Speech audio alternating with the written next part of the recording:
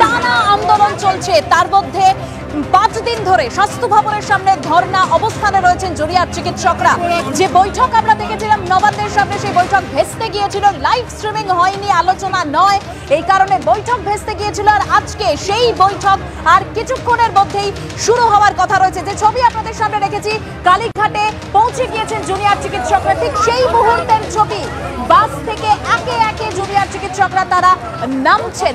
আর আজকের যে ঘটনা, অর্থাৎ যে নাটকীয় মোড়, বেলা 12:55 যখন স্বাস্থ্য ভবনের সামনে জুনিয়র চিকিৎসকদের ধর্ণা মঞ্চে পৌঁছে যান মুখ্যমন্ত্রী মমতা বন্দ্যোপাধ্যায়। সরাসরি ডাক্তারদের ধর্ণা মঞ্চে গিয়ে আলোচনার বার্তা দিয়েছেন মুখ্যমন্ত্রী মমতা বন্দ্যোপাধ্যায় এবং ডাক্তাররা সেই মুহূর্তে স্লোগান দিচ্ছিলেন। সেই সময় পৌঁছলেন মুখ্যমন্ত্রী মমতা বন্দ্যোপাধ্যায়। প্রতিশ্রুতি দিচ্ছি, কথা বলে আপনাদের দাবি নিয়ে চিন্তা ভাবনা করব। ঠিক যে ছবি আপনাদের সামনে রেখেছি, জুনিয়র ডাক্তারদের লাগাতার ধর্ণা, হঠাৎ সেখানেই হাজির হন মুখ্যমন্ত্রী মমতা বন্দ্যোপাধ্যায়। সেই ছবি আপনারা দেখতে পাচ্ছেন বেলা 12:55 এবং মুখ্যমন্ত্রী মমতা বন্দ্যোপাধ্যায় তিনি জুনিয়র ডাক্তারদের সামনে গিয়ে বলেন, একটু সময় দিন, কেউ দোষী হলে নিশ্চয়ই শাস্তি পাবে।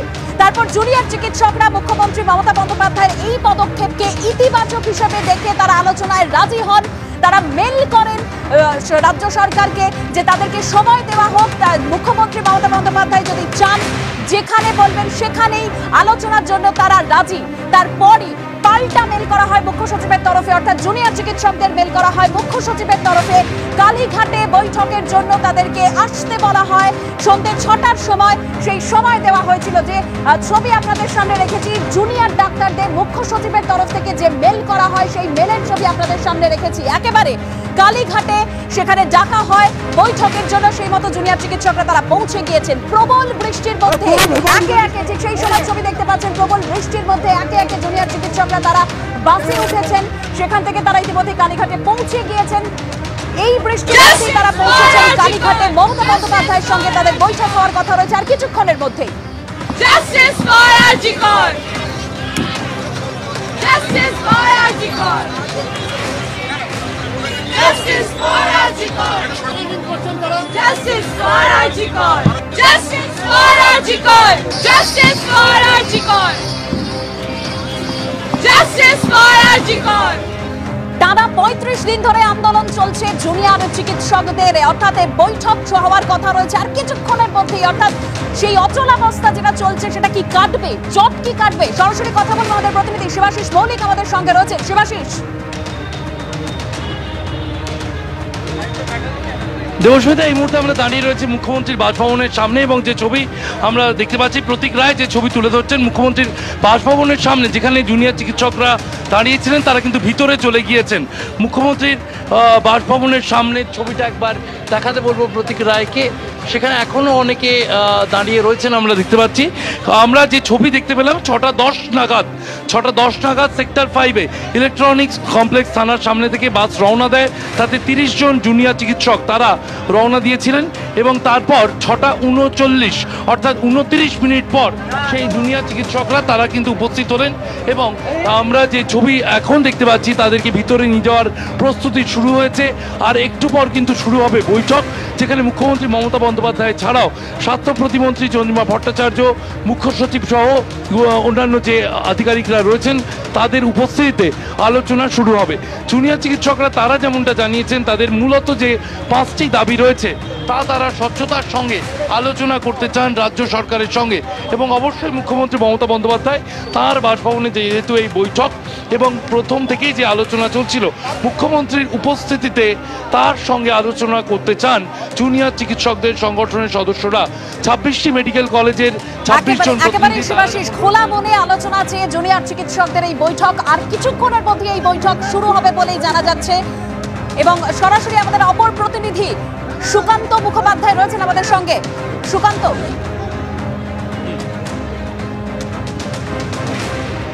দেখো, সরাসরি আমরা এই মুহূর্তে মুখ্যমন্ত্রীর বাড়ি থেকে কিছুটা দূরেই রয়েছি। ব্যারিকেড দেওয়া রয়েছে। এখান থেকে কিছুক্ষণ আগে আমরা যেটা দেখলাম যে জুনিয়র চিকিৎসকেরা একে একে তারা গেলেন, যারা মূলত আন্দোলনের মুখ ছিলেন।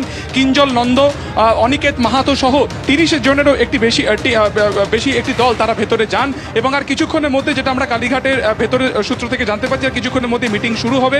এবং সবথেকে বড় প্রশ্ন একটাই, যে মঙ্গলবার থেকে আজকে শনিবার টানা 5 দিনে একাধিকবার কিন্তু এই একে অপরের দিকে তারা আলোচনার বার্তা তারা পৌঁছে দিয়েছেন, কিন্তু কখনোই এই আলোচনা কিন্তু তারা সম্মুখে তারা বসেননি।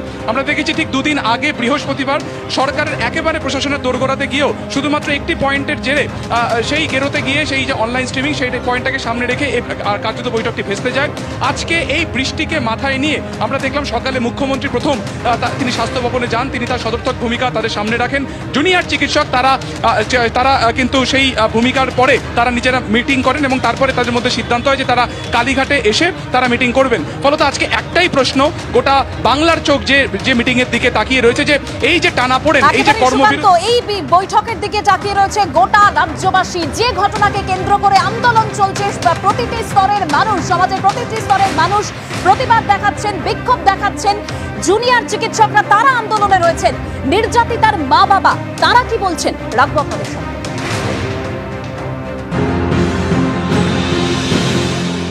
এটা খুব ভালো, উনি যে এসেছেন ওখানে খুব আমরাও স্বাগত জানাচ্ছি। কিন্তু ডাক্তারদের জুনিয়র ছাত্রদের যে 5 দফা দাবি আছে এটা মেনে নিয়ে ওদের সঙ্গে আলোচনায় বসে সুষ্ঠু সমাধান করুক, আমরা এটাই চাই। মুখ্যমন্ত্রী এখনো যে বলছেন যদি কেউ দোষী থাকে সাজা পাবে, এরপরেও কি কারো আশা থাকে যে দোষী তো যারা মানে সব দোষী, সব মানে পুলিশ প্রশাসন স্বাস্থ্য দপ্তর সবাই দোষী আমরা দেখতে পাচ্ছি। সেখানে উনি বলছেন যদি কেউ দোষী থাকে তাহলে সে সাজা পাবে। এটা আমার একদম খারাপ লেগেছে, খুবই খারাপ লেগেছে। দোষীরা আমাদের বন্ধু নয়, শত্রুও নয়। বলবেন দোষীরা শত্রুও নয়, একথা বলছে, তাহলে কি বলবে? তাহলে সেটা ওনার ব্যক্তিগত ব্যাপার। আবার আমি চাইবো উনি তাড়াতাড়ি সিদ্ধান্ত নিয়ে ছাত্রদের আন্দোলন, ছাত্ররা এই যে কষ্ট পাচ্ছে এটার জন্য উনি তাড়াতাড়ি দ্রুত সমাধান করেন।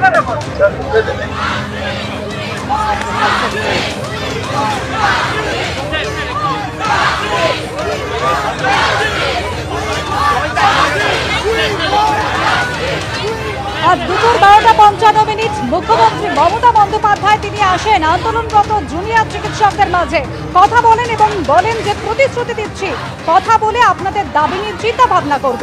কি বলেছিলেন মুখ্যমন্ত্রী শোনাবো। যদি সত্যি কেউ দোষী হয়, দোষীরা শাস্তি পাবে। দোষীরা কেউ আমার বন্ধু নয়, দোষীরা কেউ আমার শত্রুও নয়। আর আপনারা যারা ভাবছেন কেউ আমার বন্ধু, আমি তাদের চিনি না, আমি তাদের জানি না এবং আমাদের সাথে কোনো সম্পর্ক নেই। তারা এসছেন প্রসেসের মাধ্যমে, এই প্রসেস ফাইনাল হয়ে আমার কাছে আসে। আমি আবার আপনাদের কাছে বিনীত অনুরোধ করব যে আপনারা নিজেদের মধ্যে কথা বলুন, কথা বলে সিদ্ধান্ত নিন এবং আপনারা কাজে ফিরুন। আপনারা আমার ভাই বোন, এটুকু জেনে রাখবেন আপনাদের জন্য সিম্প্যাথি। আমি কোনো অ্যাকশন নেব না, আমি ইউপি পুলিশ নই।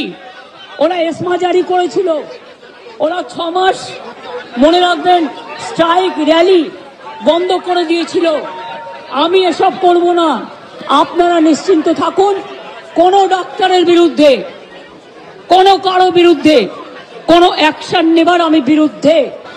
আর যদি আপনারা আমাকে বিশ্বাস করেন, আমি যখন আপনাদের ধর্ণা মঞ্চে আসতে পেরেছি আপনাদের একজন সহযোদ্ধা হিসেবে, তখন মনে রাখবেন যে আমি আপনাদের, যদি আপনারা বিশ্বাস ভরসা রাখেন, বাদ বাকিটাও মনে রাখবেন আমি আস্তে আস্তে করে, একদিনে তো সব হয় না, করতেও সময় লাগে, আমাকে একটু সময় দিন, আমি নিশ্চয়ই সাধ্যমতো চেষ্টা করব। আর একটা কথা, সুপ্রিম কোর্টে কেস চলছে, মনে রাখবেন 17 তারিখেও ডেট আছে। আমি চাই না আপনাদের কোনো ক্ষতি হোক। আপনাদের দিদি হিসেবে আপনাদের কাছে আমি অনুরোধ করতে এসেছি।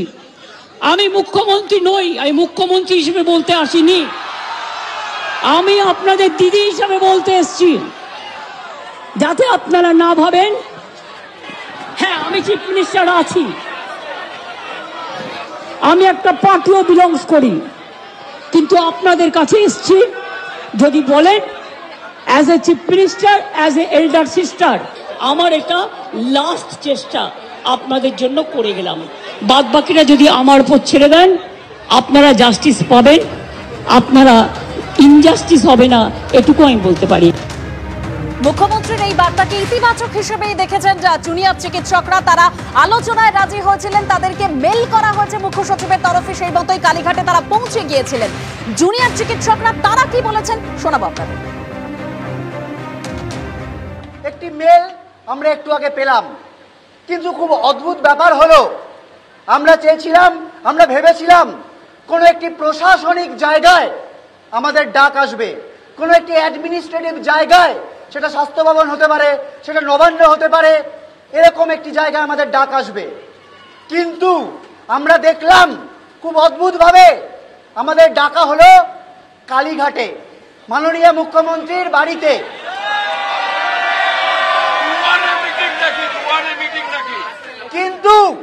কিন্তু আমরা এটাও বলতে চাই, উনি ভাবছেন যে এই যে ওনার বাড়িতে ডেকেছেন আমরা হয়তো যাব না, আমরা আমাদের 5টা দাবি আমরা ওই কালীঘাটে গিয়েই ওনার কানে শুনিয়ে আসতে চাই, এবং এটা যাতে স্বচ্ছভাবে হয় তার পূর্ণ ব্যবস্থা ওনাকে করতে হবে।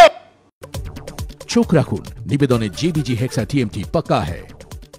সকালে হঠাৎ ধর্ণা মঞ্চে, বিকেলে কালীঘাটে ডেকে জুনিয়র ডাক্তারদের সঙ্গে বৈঠক মুখ্যমন্ত্রীর, আলোচনায় কাটবে জট, হুমকি অডিও কাণ্ডে গ্রেপ্তার সিপিএম এর কলতান। দেখুন সরগরম পাপিয়ার সঙ্গে।